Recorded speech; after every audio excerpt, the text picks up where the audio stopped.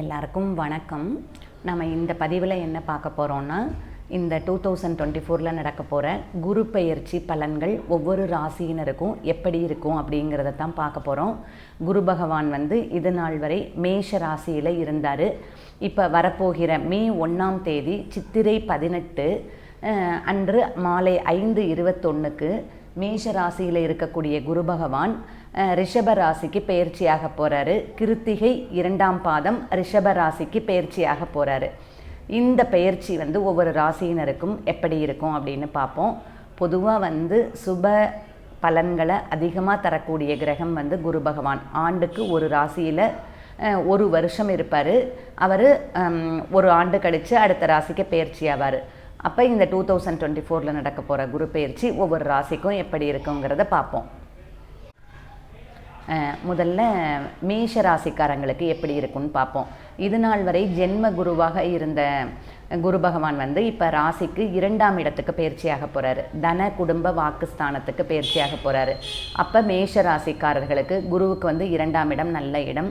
நல்ல மேஷ ராசிக்காரங்களுக்கு நல்ல செல்வம், நல்ல பொன் பொருள், பதவி உயர்வு, ஆதாயம் எல்லாமே நல்ல பலன்களை கொடுப்பாரு. புத்திரர்களால் விருத்தி, அந்த மாதிரி நல்ல குடும்பம், நல்ல வாக்கு எல்லாமே நல்ல பலன்களை அள்ளித்தரப்போகிறார் மேஷ ராசியினருக்கு. அடுத்து ரிஷப ராசிக்காரர்களுக்கு இப்போ ஜென்ம குருவாக வரப்போகிறாரு. ஜென்ம குரு அப்படிங்கிறவர் அவ்வளோ ஒரு நல்ல பலனை பண்ணுவார் அப்படின்னு சொல்ல முடியலை. ஆனால் ஓரளவுக்கு நல்லதை செய்வார் ஜென்மத்தில் இருக்கக்கூடிய குரு பகவான் ரிஷப ராசிக்காரர்களுக்கு. அடுத்தது மிதுன ராசிக்காரர்களுக்கு. மிதுன ராசிக்காரர்களுக்கு இப்போ குரு பகவான் 12ஆம் இடத்துல சஞ்சாரம் பண்ண போகிறாரு. விரய குருவாக இருப்பார். விரய குரு அப்படிங்கிறவர் செலவுகளை கொடுப்பார், கொஞ்சம் உடல்நல பிரச்சனைகளை கொடுப்பார். மிதுன ராசிக்கு அவ்வளோ நல்லதாக சொல்ல முடியலை இந்த குரு பெயர்ச்சி. அடுத்தது கடக ராசிக்காரர்களுக்கு 11ஆம் இடத்துக்கு வரப்போகிற குரு நல்ல விருப்பங்களை நிறைவேற்றுவார். எல்லாமே நல்ல நன்மைகளை செய்வார். நல்ல பதவி உயர்வு, நல்ல செல்வம், ஆரோக்கியம் எல்லாமே அவங்களுக்கு நல்லா இருக்கும். ஒரு சகோதரர்கள், மூத்த சகோதரர்கள் அவர்களாலேயும் நல்ல ஆதாயம், அதெல்லாம் கடக ராசிக்காரர்களுக்கு கிடைக்க போகுது. அடுத்து சிம்ம ராசிக்காரர்களுக்கு 10ஆம் இடத்துக்கு வரக்கூடிய குரு பகவான் தொழிலில் மாற்றம், ஒரு வேலையில் இடமாற்றம், அந்த மாதிரி கொஞ்சம் தொந்தரவுகளையும் கொடுப்பார். 10ல் குரு வரும்போது அவ்வளோ ஒரு இதுன்னு சொல்ல முடியாது, சுமாராக இருக்கும். அடுத்து 9ஆம் இடத்துக்கு வரக்கூடிய குரு பகவான் கன்னியா ராசிக்காரர்களுக்கு இந்த குரு பெயர்ச்சியில் நல்ல அபரிமிதமான பலன்களை கொடுக்க போகிறாரு. நல்ல பயணத்தினால ஆதாயம், நல்ல ஒரு ஆன்மீகத்தில் ஒரு ஈடுபாடு, நல்ல செல்வம், நல்ல எல்லாமே நல்ல பலன்னு சொல்லலாம். 9க்கு பாக்கியஸ்தானத்துக்கு குரு வர்றது அப்படிங்கிறது கன்னியா ராசிக்காரர்களுக்கு இந்த குரு பெயர்ச்சி அமோகமான பலன்களை கொடுக்க போகுது.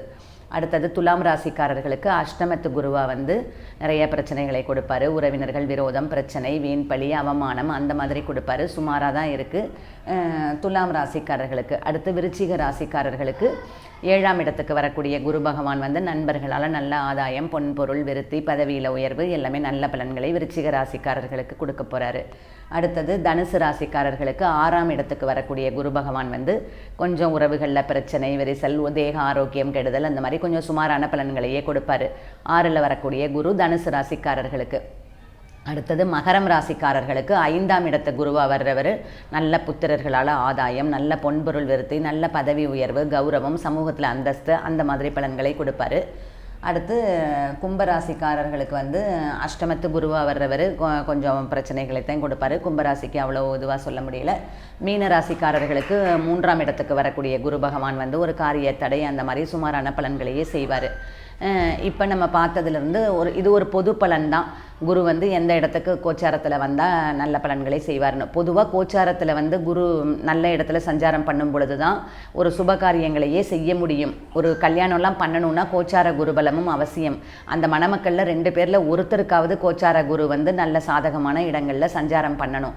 இப்போ இதிலிருந்து நமக்கு என்ன தெரியுது? 2, 5, 7, 9, 11ஆம் இடங்கள் யாருக்கு வருதோ அவங்களுக்கு தான் இப்போ இந்த குரு பெயர்ச்சியில் நல்ல பலன்களை அள்ளித்தரப்போகிறார். அப்படி பார்க்கும் பொழுது இந்த குரு பெயர்ச்சியில் நல்ல குருவுடைய பலனை அதிகமாக அனுபவிக்க போகிறவங்க மேஷம் ராசிக்காரர்கள், கடகம் ராசிக்காரர்கள், கன்னியா ராசிக்காரர்கள், விருச்சிக ராசிக்காரர்கள் மற்றும் மகர ராசிக்காரர்கள். மற்ற எல்லாருக்கும் சுமாரான பலன் தான் இருக்குது. சுமாரான பலன் இருக்கவங்க குரு பகவானை நல்லா பிரீத்தி பண்ணிக்கணும்.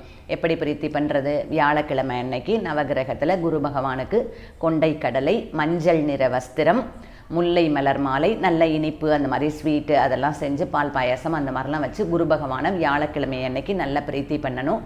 அந்த மாதிரி மற்ற ராசிக்காரர்கள் பண்ணிக்கலாம். அடுத்தது இப்போ குரு வந்து ரிஷபத்துக்கு வரப்போகிறாரு. நீங்கள் உங்களோட ஜாதக கட்டத்தில் ரிஷபத்தில் என்ன கிரகம் இருக்குது அப்படின்னு பாருங்கள். இந்த ரிஷபத்தில் என்ன கிரகம் இருக்குன்னு பாருங்கள். இப்போ அங்கே உள்ள கிரகத்தை குரு பகவான் கோச்சாரத்தில் வந்து தொடப்போகிறார். அங்கு சூரியன் உங்களுக்கு இருந்ததுன்னா இந்த குரு சூரியன் சேர்க்கை வந்து என்ன பண்ணும் அப்படின்னா உங்களுக்கு அரசனால் நல்ல ஆதாயத்தை கொடுக்கும். கொஞ்சம் முன்கோபம், பிடிவாதம், எரிச்சல் அதெல்லாம் கொடுத்தாலும் தந்தைக்கு வந்து நல்ல பதவி உயர்வு, நல்ல ஒரு இது, தந்தையினால் ஒரு நல்ல புகழ், அந்த மாதிரி ஒரு இது. ஏன்னா சூரியன் தந்தையும் குறிக்கக்கூடிய கிரகம். அந்த மாதிரி பதவி உயர்வு, ப்ரமோஷன் அதெல்லாம் கூட குரு சூரியன் இணைவு குடிக்கும். இப்போ அந்த ரிஷபத்தில் வந்து உங்களுக்கு வந்து சந்திர பகவான் இருந்தார் அப்படின்னா சந்திரன் வந்து ஒரு நிலையற்ற கிரகம் அப்படிங்கிறதுனால ஒரு மனக்குழப்பங்கள் அதை எல்லாமே கொடுப்பாரு. ஒரு பயணம், இடமாற்றத்தையும் கொடுப்பாரு. ஆனால் தாய்க்கு நல்ல ஆதாயம், தாயினால் நல்ல மனமகிழ்ச்சி, தாயோட ஆரோக்கியம் நல்லா இருக்கும் அப்படின்னு எடுத்துக்கலாம். இப்போ அந்த ரிஷப வீட்டில் வந்து செவ்வாய் பகவான் இருந்தார் அப்படின்னா கொஞ்சம் அவசரம் இருக்கும், கொஞ்சம் முன்கோபம் இருக்கும், அவசரம், ஆத்திரம் அதெல்லாம் இருக்கும். ஆனால் பெண் ஜாதகி அப்படின்னு வச்சா செவ்வாயை குரு தொடும் பொழுது அவங்களுக்கு திருமணம் அது மாதிரி சுபகாரியங்கள் எல்லாமே நடக்கும். கணவனுக்கு வந்து நல்ல மேன்மை அப்படின்னு எடுத்துக்கலாம் இந்த குரு செவ்வாய் தொடர்பு.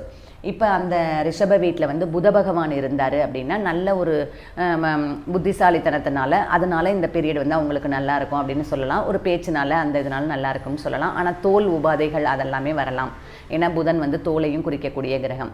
அடுத்து குரு பகவான் இப்போ அங்கே ரிஷபத்தில் இருக்காரு அப்படின்னா இந்த குரு தொடர்பு 12 வருஷத்துக்கு ஒரு முறை தான் இது நிகழும்.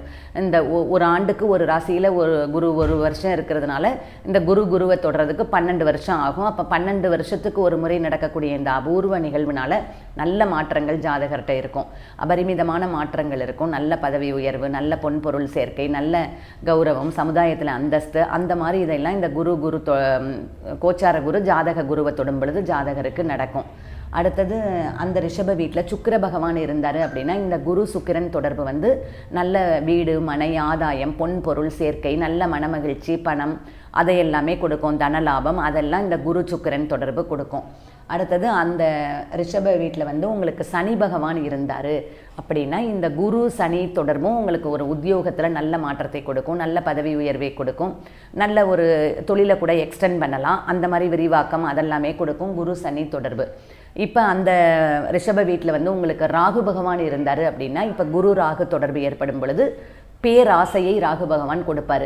ராகு அப்படின்னாலே எக்ஸ்டென்ஷன், பேராசையை கொடுத்து அதனால் வீண்பழி, அவமானம் அதெல்லாமே கூட வரலாம்.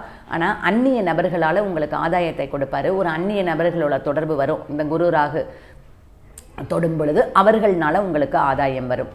அடுத்தது அந்த வீட்டில் ரிஷப வீட்டில் உங்களுக்கு கேது பகவான் இருந்தார் அப்படின்னா இந்த குரு கேது இணைவு, கோச்சார குரு வந்து ஜாதக கேதுவை தொடும் பொழுது ஒரு விரக்தி, துறவரம் அந்த மாதிரி தான் நடக்கும். ஜோதிடம், மருத்துவம், ஆன்மீகம் அந்த துறையில் இருக்கிறவங்களுக்கு நல்லது நடக்கும். மற்றவர்களுக்கு வந்து ஒரு கடன் சுமை, வறுமை அந்த மாதிரி நிறைய பிரச்சனைகளை கொடுக்கும். குரு கேது இணைவு அவ்வளவு நல்லதாக சொல்ல முடியாது. ஆனால் ஆன்மீகத்துக்கு மட்டும் அது நல்ல இதை கொடுக்கும். இப்படித்தான் வந்து குரு பெயர்ச்சி பலன்களை எடுத்துக்கணும். நீங்களும் வந்து பாருங்கள். இப்போ வந்து குரு மேஷத்துலேருந்து ரிஷபத்துக்கு பயிற்சி ஆக போகிறாரு. உங்கள் ஜாதகத்தில் ரிஷபத்தில் என்ன கிரகம் இருக்குன்னு பாருங்கள். அதையும் வச்சு நான் சொன்ன பலன்களை வந்து நீங்கள் கனெக்ட் பண்ணி பாருங்கள். மற்றபடி குரு வந்து கோச்சாரத்தில் 2, 5, 7, 9, 11ஆம் இடங்களில் சஞ்சாரம் பண்ணும் பொழுது சாதகமான பலன்களை வழங்குவார். அப்படி பார்க்கும் பொழுது இந்த ஆண்டு வந்து எந்தெந்த ராசியினருக்கு நன்மை கிடைக்க போகுது நான் சொல்லியிருக்கேன். மற்றவர்கள் வந்து நல்ல பரிகாரம் பண்ணி குருவை பிரீத்தி பண்ணிக்கங்க. இந்த வீடியோ பதிவு உங்களுக்கு பிடிச்சிருந்ததுன்னா ஒரு லைக் பண்ணுங்கள், ஷேர் பண்ணுங்கள், கமெண்ட் பண்ணுங்கள். மறக்காமல் என்னோடய சேனலை சப்ஸ்கிரைப் பண்ணுங்கள். தேங்க்யூ.